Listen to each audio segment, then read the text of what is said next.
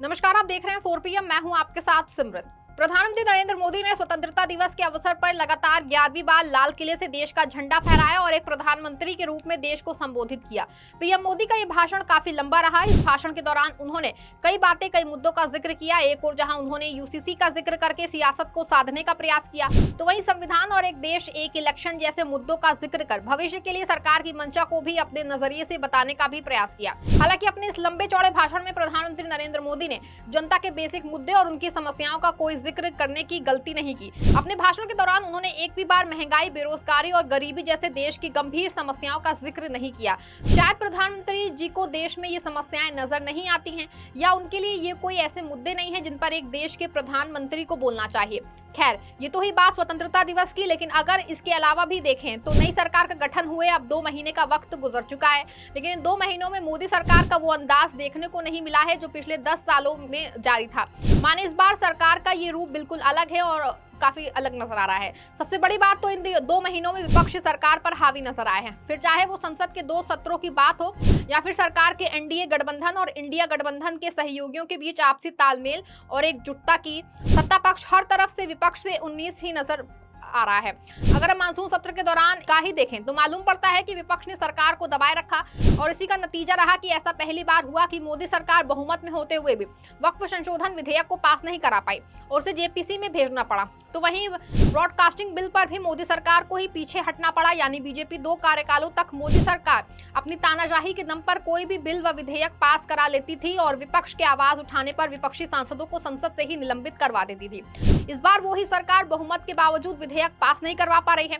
कुल मिलाकर सत्ता पक्ष इस बार सदन के अंदर भी काफी सुस्त नजर आया। साथ ही एनडीए की सरकार में वो फेविकोल बॉन्ड भी नहीं दिखाई पड़ रहा। संसद में कई मौकों पर यह देखने को मिला जब भाजपा और विपक्ष के सांसदों के बीच तीखी नोकझोंक हुई, लेकिन इस दौरान भाजपा के सहयोगी दलों के सांसद खामोशी साधे बैठे रहे। उन्होंने बीजेपी सांसदों के सुर में सुर मिलाने का काम नहीं किया, जबकि वहीं दूसरी ओर इंडिया गठबंधन चुनाव की तरह ही संसद में भी एकजुट दिखा और सभी दलों द्वारा एक दूसरे का समर्थन व एक दूसरे के लिए लड़ते देखा गया। इससे जाहिर है कि भले ही एनडीए की इस खिचड़ी सरकार ने 2 महीने बिता लिए हों, लेकिन सरकार में आपसी बॉन्ड नजर नहीं आ रहा है और यही कारण है कि विपक्ष इस बार सरकार पर हावी दिखाई पड़ रहा है।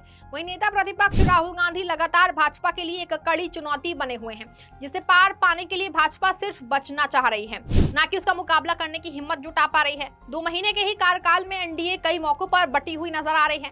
ऐसा लगता था कि मानो भाजपा को सहयोगियों का संदेश था कि आप अपने काम से मतलब रखिए, हम देख लेंगे हमको क्या करना है।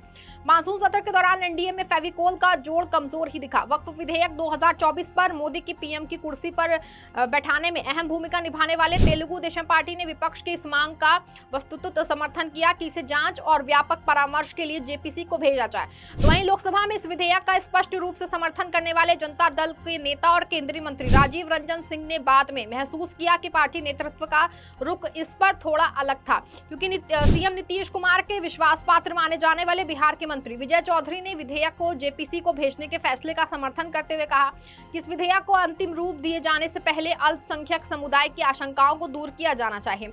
कुल मिलाकर संयुक्त रूप से 26 सांसदों वाली वह सरकार के अस्तित्व के लिए महत्वपूर्ण टीडीपी और जेडीयू इस विधेयक पर विपक्ष का पक्ष लेते हुए नजर आए।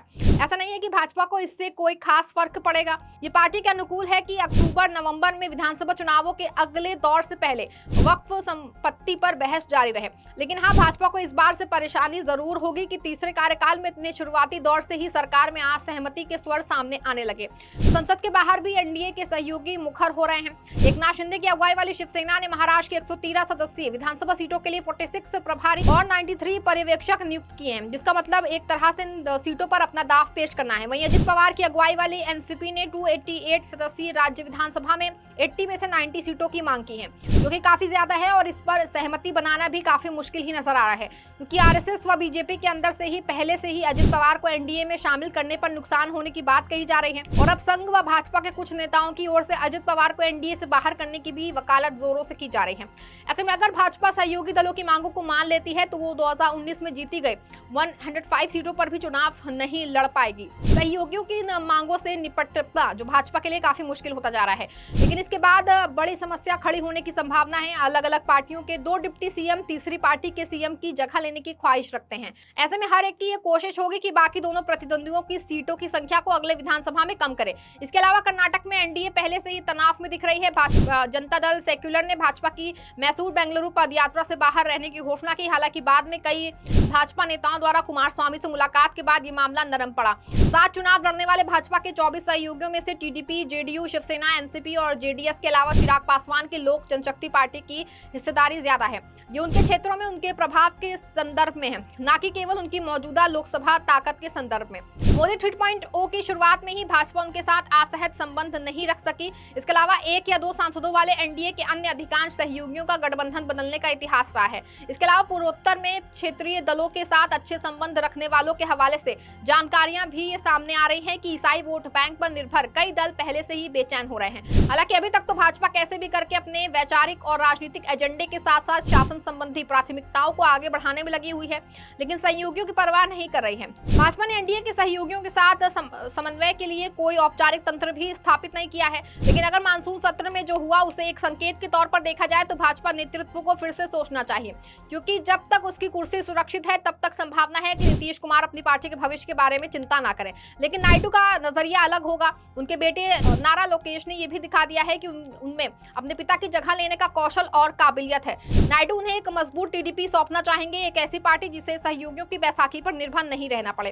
अपनी पराजय के बाद भी वाईएसआर कांग्रेस पार्टी ने 39% से अधिक वोट हासिल किए। इसीलिए नायडू अल्पसंख्यकों की भावनाओं की अनदेखी नहीं कर सकते। ऐसे में आने वाले वक्त में नायडू और बीजेपी के बीच ऊंच नीच होना स्वाभाविक है, जिसकी प्रबल संभावनाएं हैं। इसके अलावा बाकी घटक दलों को भी अपने वोट बैंक की रक्षा करनी है, चाहे वो छोटा हो या बड़ा। जब तक महाराष्ट्र, झारखंड, हरियाणा और जम्मू कश्मीर में होने वाले विधानसभा चुनाव मोदी को करिश्माई वोट पाने वाले के रूप में फिर से स्थापित नहीं कर देते जैसा कि वे हाल तक में थे, तब तक भाजपा को यह रवैया बंद कर देना होगा। 2024 का चुनाव परिणाम कभी भी आया ही नहीं। फिलहाल बेशक एनडीए की खिचड़ी सरकार ने अपने कार्यकाल के 2 महीने बिता लिए हों, लेकिन इन 2 महीनों में कई बड़े संकेत देखने को मिल जाए, जिन पर सत्ता पक्ष और विपक्ष दोनों ने ही गौर किया होगा। इन संदेशों में ये साफ है कि एनडीए सरकार चल जरूर रही है, लेकिन अंदर ही अंदर एनडीए में एकजुटता और आपसी तालमेल वैसा नहीं है जैसा विपक्ष के इंडिया गठबंधन में अभी तक देखने को मिला है। ऐसे में अगर भाजपा, मोदी और शाह झुककर नहीं चले तो सरकार को अस्थिर होने में वक्त नहीं लगेगा। शायद बीजेपी को अभी ये अंदेशा है, जिसकी एक झलक वक्फ संशोधन विधेयक और ब्रॉडकास्टिंग बिल के साथ हुआ है, उसमें देखने को मिला है। वहीं दूसरी ओर राहुल गांधी के नेतृत्व में विपक्ष जिस निर्भीकता और आक्रामकता के साथ चल रहा है, उससे भी भाजपा काफी दबाव में है, जो कि इन 2 महीनों में साफ नजर आया। भाजपा के लिए इस बार राहुल गांधी आए दिन एक मजबूत चुनौती बनते जा रहे हैं, जिसका काट उसे नजर नहीं आ रहा है। ऐसे में ये तय है कि पीएम नरेंद्र मोदी इस बार कांटे भरी कुर्सी पे बैठे हैं, जिसके एक तरफ कुआं है और दूसरी तरफ खाई है। इस खबर में फिलहाल बस इतना ही। ऐसी तमाम राजनीतिक खबरों के लिए बने रहें और जुड़े रहें 4PM के साथ। धन्यवाद।